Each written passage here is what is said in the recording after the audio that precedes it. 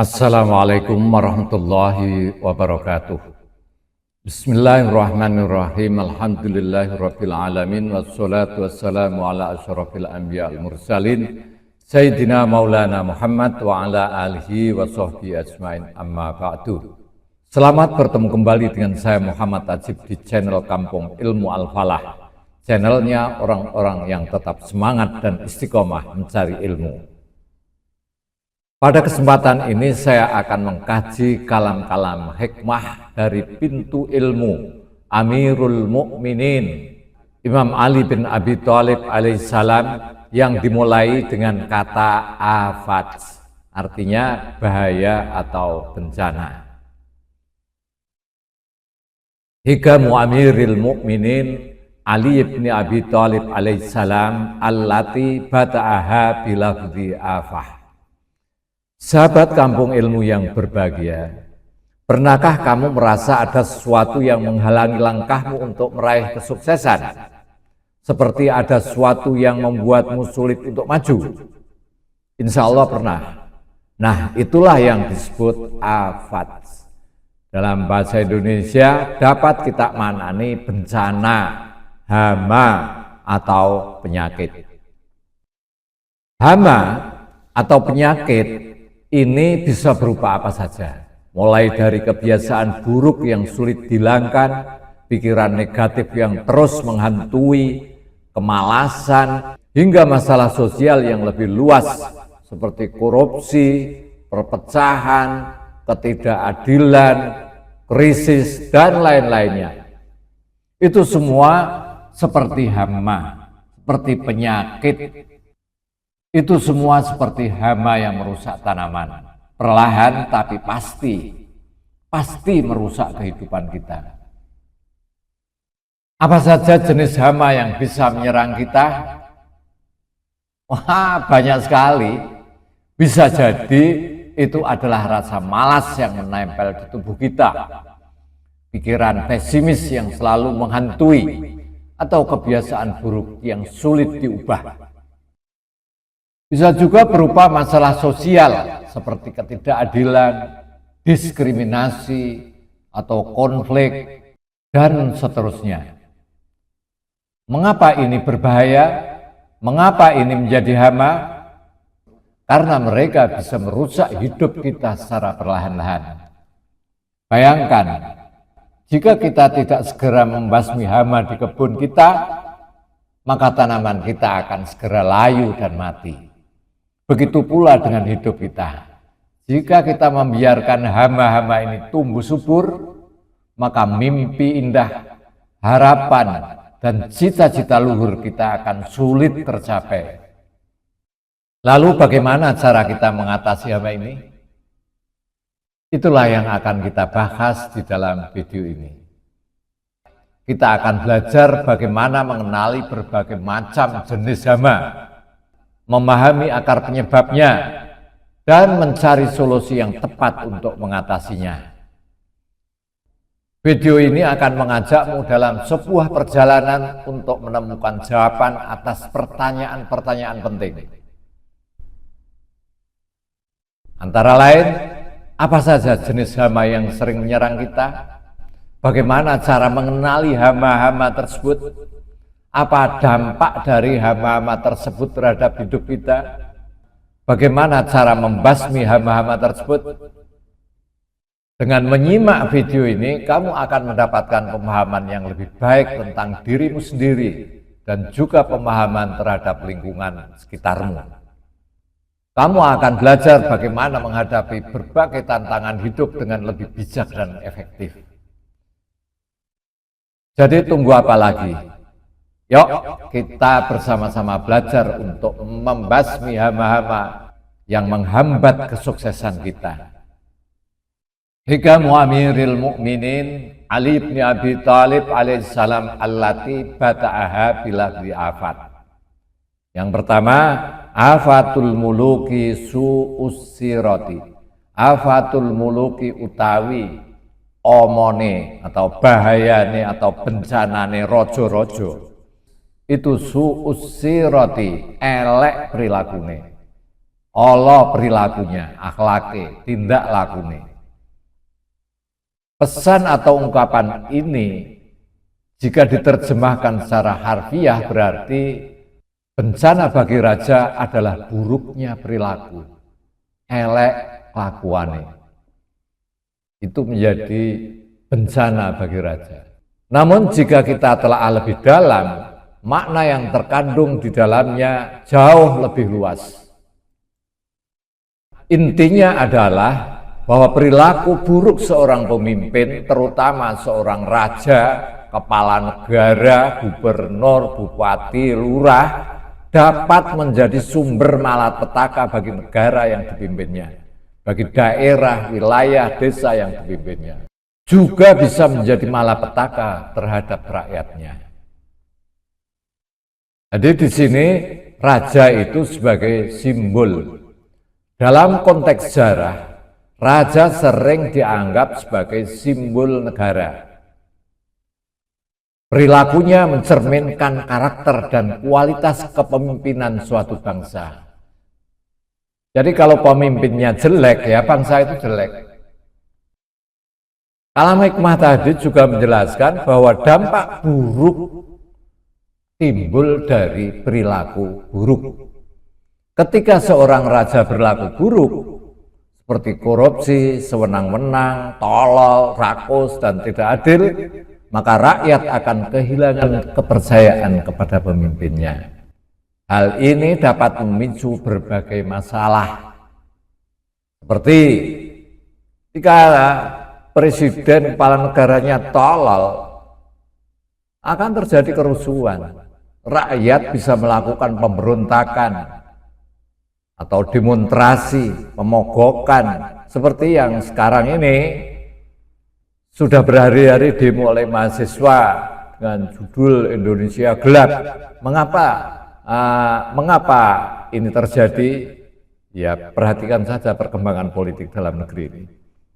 Ketidakpercayaan rakyat dapat melemahkan negara dari dalam dan membuatnya rentan terhadap serangan dari luar. Kalau rakyat sudah tidak mau mendukung kepala negara, misalnya ada serangan dari luar negeri, ya tinggal mak beleng ngono wae to. Monggo. Kalau perilaku kepala negara itu kok jelek, buruk, maka akan terjadi kemerosotan moral. Perilaku buruk pemimpin dapat menjadi contoh buruk bagi rakyatnya, sehingga moral masyarakat juga ikut menurun. Kalau misalnya lurah, kepala gubernur atau bupati atau presiden suka main perempuan, suka mabuk-mabukan, suka zina, ya rakyatnya akan niru. Pemimpinnya seneng do zina, rakyatnya seneng zina. Nah, dari katalam hikmah tadi, maka bisa kita ambil kesimpulan pentingnya kepemimpinan yang baik, pentingnya kepemimpinan yang baik. Kalam hikmah ini menyoroti pentingnya seorang pemimpin memiliki perilaku yang baik dan menjadi teladan bagi rakyatnya. Kepemimpinan yang baik akan membawa kesejahteraan dan kemakmuran bagi negara. Relevansinya apa? Kalam hikmah tadi dengan zaman modern ini, meskipun kalam hikmah ini berasal dari Imam Ali yang sudah 1400 tahun yang lalu lebih, dan suasananya masih zaman kerajaan, namun maknanya tetap relevan hingga saat ini. Konsep raja dapat dianalogikan dengan pemimpin negara, kepala daerah, lurah atau kepala desa, atau bahkan pemimpin-pemimpin organisasi, ketua partai, ketua yayasan, dan seterusnya. Perilaku buruk seorang pemimpin, baik itu korupsi, nepotisme, atau penyalahgunaan kekuasaan, akan selalu berdampak negatif bagi masyarakat yang dipimpinnya. Dalam konteks yang lebih luas, ungkapan ini juga mengajarkan kita bahwa kepemimpinan itu penting. Seorang pemimpin memiliki peran yang sangat krusial dalam menentukan nasib suatu negara. Nah, kalau jelek, salahnya sendiri, keliru. Nah, salah memilih pemimpin itu wah besar sekali kerugiannya. Salah memilih pemimpin itu ruginya luar biasa, ruginya besar sekali. Salah dewi tidak bisa menghadirkan pemimpin yang baik. Perilaku itu mencerminkan karakter. Tindakan kita, baik itu sebagai pemimpin atau sebagai warga negara, akan mencerminkan karakter kita. Kalau suka mengatakan dasmu, matamu, nah, jangan kaget kalau rakyat akan menirunya. Bahkan akan mengumpat para pemimpin-pemimpinnya dengan dasmu. Kalah Hikmah tadi memberikan pelajaran, keadilan dan kejujuran adalah kunci. Pemimpin yang adil dan jujur adalah pondasi bagi negara yang kuat. Adalah pondasi bagi negara yang kuat dan sejahtera. Tapi memang sulit mencari pemimpin yang adil dan jujur. Celakanya rakyat pemilih tidak mau memilih pemimpin yang baik. Sudah tahu kalau itu baik, nggak dipilih, tapi malah milih yang memberi sesuatu kepada mereka. Salahmu dewi. Nah, sahabat Kampung Ilmu yang berbahagia, mari kita bahas lebih lanjut mengenai ungkapan Afatul Muluk Su'usirah. Ungkapan ini sangat relevan dengan berbagai peristiwa sejarah dan kondisi sosial politik saat ini. Berikut beberapa contoh konkret yang menggambarkan bagaimana perilaku buruk seorang pemimpin dapat berdampak negatif. Apa saja dampak negatifnya? Misalnya korupsi. Contoh, ada seorang pemimpin negara, entah itu presiden, menteri, gubernur, pokoknya yang mempunyai kekuasaan lah, yang menyalahgunakan kekuasaan untuk memperkaya diri sendiri dan keluarganya. Apa akibatnya? Apa dampaknya? Korupsi. Nah, korupsi itu dapat menghambat pembangunan, dapat meningkatkan kesenjangan sosial, dan dapat merusak kepercayaan masyarakat terhadap pemerintah. Pemimpin yang tolol, pemimpin yang buruk perilakunya itu akan cenderung sewenang-wenang. Contoh, seorang pemimpin yang tidak menghormati hak asasi manusia. Misalnya dengan melakukan penangkapan sewenang-wenang atau membatasi kebebasan pendapat. Itu contoh pemimpin yang sewenang-wenang. Apa dampaknya?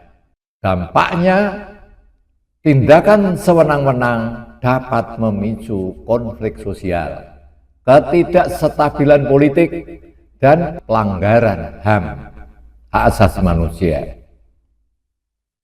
Tidak cuma itu, pemimpin yang tidak adil, contoh, seorang pemimpin yang hanya menguntungkan kelompoknya, partainya, seorang pemimpin yang hanya menguntungkan kelompok tertentu, misalnya hanya menguntungkan partainya aja, atau yang mendukungnya saja, dan mengabaikan kepentingan masyarakat luas, seluruh rakyat. Nah, ini akan menimbulkan dampak negatif.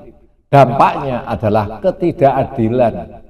Dan ketidakadilan itu dapat memicu kemarahan dan kebencian di kalangan masyarakat, serta dapat memicu perpecahan. Tidak kompeten. Seorang pemimpin yang tidak memiliki kemampuan dan pengetahuan yang cukup untuk memimpin. Ini juga bisa menimbulkan akibat yang negatif. Dampaknya, ketidakmampuan pemimpin dapat menyebabkan kebijakan yang buruk, kegagalan dalam mengatasi masalah, dan kerugian bagi negara. Merencanakan pembangunannya amburadul, banyak uang yang muspro karena proyek-proyek salah sasaran. Dan perilaku buruk pemimpin itu biasanya kurang transparan. Contoh, seorang pemimpin yang menyembunyikan informasi penting dari publik atau tidak mau bertanggung jawab atas kesalahannya pasti akan menimbulkan kurangnya transparan, pasti akan menimbulkan dampak negatif. Jadi kurangnya transparansi ini dapat memicu ketidakpercayaan dan spekulasi di kalangan masyarakat. Apa dampak lebih luas dari perilaku buruk pemimpin? Selain contoh di atas, perilaku buruk seorang pemimpin juga dapat berdampak pada berbagai aspek kehidupan. Korupsi dan ketidakstabilan politik dapat menghambat pertumbuhan ekonomi dan investasi. Ketidakadilan dan diskriminasi dapat memicu konflik sosial dan perpecahan. Perilaku buruk pemimpin dapat memicu ketidakpercayaan terhadap sistem politik dan melemahkan demokrasi.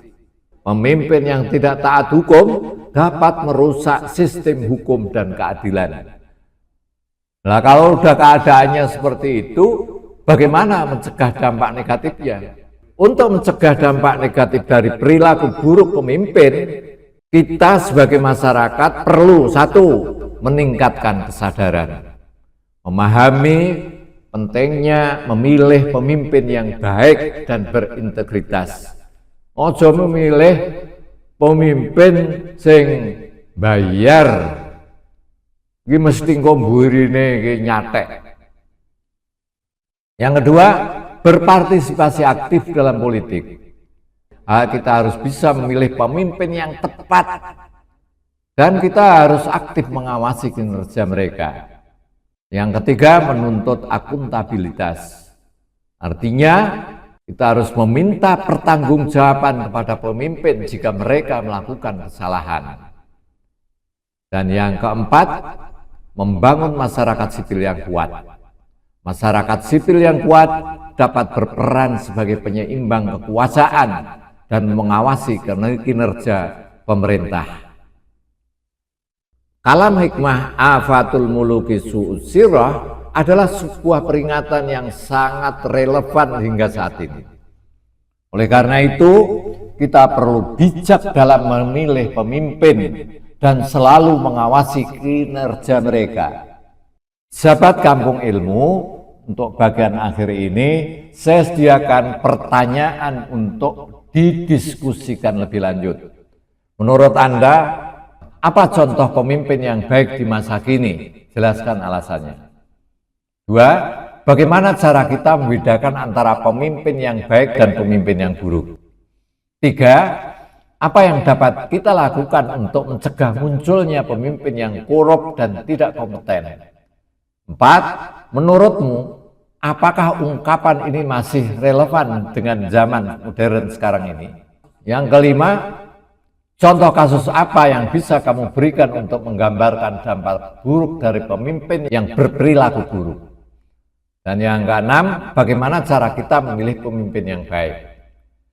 Dengan memahami makna di balik kalam hikmah ini, kita dapat lebih menghargai pentingnya kepemimpinan yang baik dan berintegritas. Silakan pertanyaan-pertanyaan itu didiskusikan. Sebagai kesimpulan, ungkapan Afatul Muluki Su'us Sirah adalah sebuah peringatan bagi para pemimpin untuk selalu berhati-hati dalam bertindak.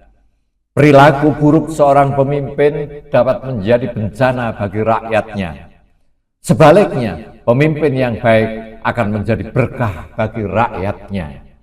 Wallahu a'lam bishawab. Assalamualaikum warahmatullahi wabarakatuh. Muhammad Ajib.